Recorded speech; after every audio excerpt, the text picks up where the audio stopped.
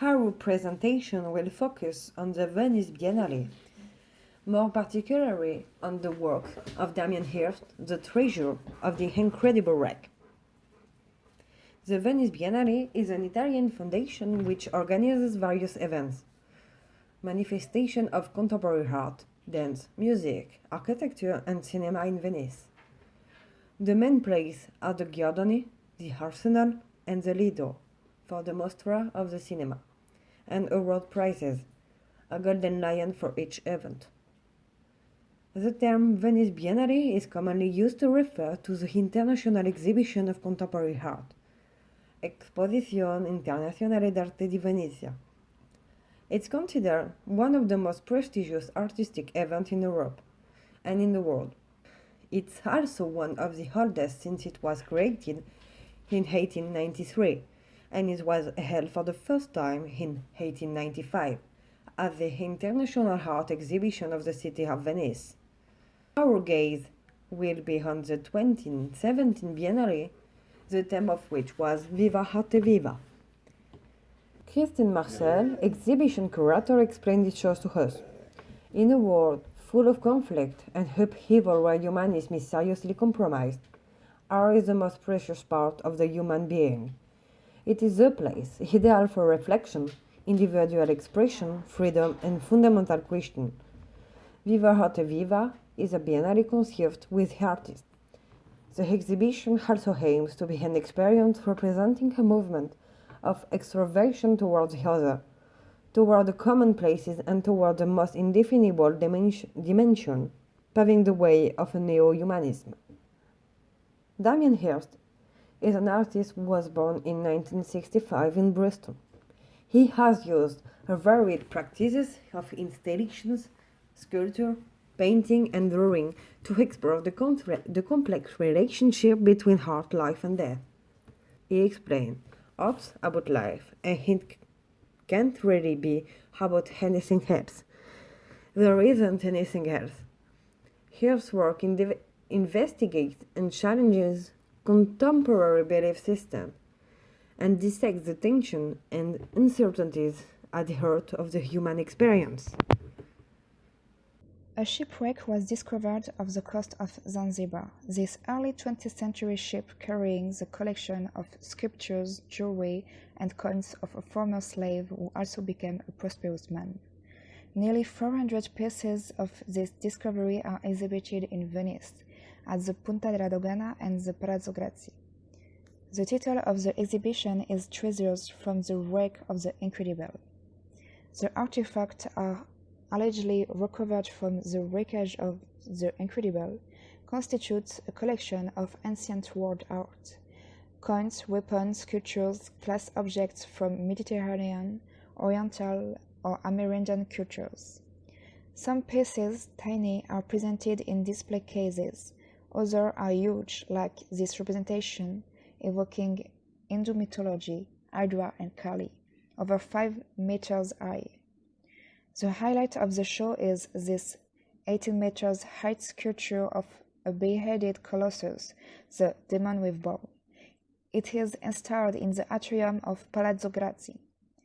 Other sculptures are covered with shells or multicolored corals, supposed evidence of their long stay underwater. The illusion is almost perfect, the smallest detail being produced with extreme thoroughness. But as soon as the first pieces were seen, the illusion ends. In some room, we will discover, for example, a statue covered with marine sediment representing Mickey.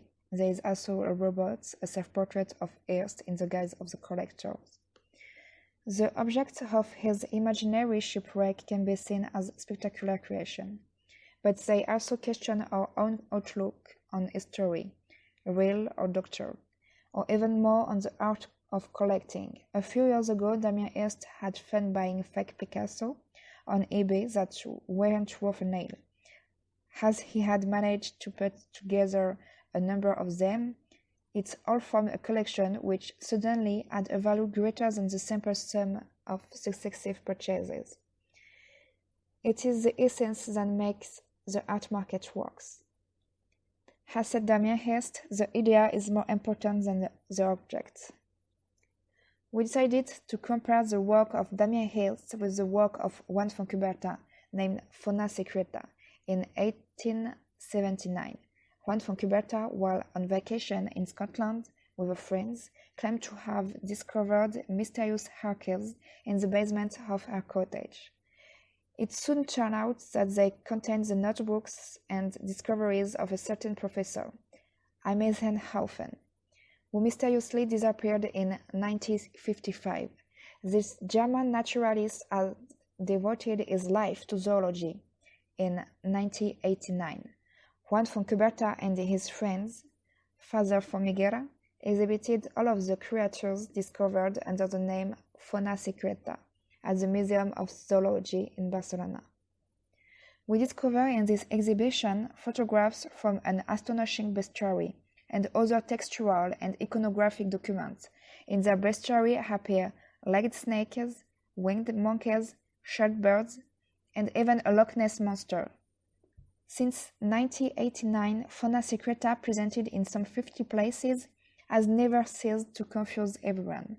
Juan Fontcuberta pursues personal research questioning our relationship to the world and to images. His work offers a critical analysis of information and communication methods. They refer to pranks and hoaxes and aim to show that institutional authorities, such as museums, newspapers, and the sciences, if they pose as role models, are not always carriers of truth. For him, his work should work the same way as a vaccine. In front of them, the spectator organism produces an antibody mistrust. And the idea is to introduce this reflex of skepticism in front of any idea or image which will be given as true. We can therefore say that he used fiction in his works to warn the viewer of his omnipresence in reality. We can say that both Damien Hirst and Juan Fontcuberta question our relationship to the world and images by creating a fictional story, or as they say, a works. They use fiction in their works in the purpose to warn the viewer of his omnipresence in reality. I can relate it to my artwork by saying that I also work with some fictional stories. More exactly, my work is about how our souvenirs or the archives of our memories can be tricky. Images can be real and at the same time not be really representative of the truth. For example, I worked on a family picture I found in my parents' house, and on the original pictures we can see a lot of persons, but I can't remember any of them. So I decided to modify a little bit the picture to represent more what I remember. That means not so much things. And the time is not by my side, so I gradually retouched the pictures to fit at my perception for the time. Here is the vocabulary. A wreck, une épave. Shipwreck, un naufrage. Gaze, regard. Curator, commissaire d'exposition. Upheavals, bouleversement. Allegedly, prétendument.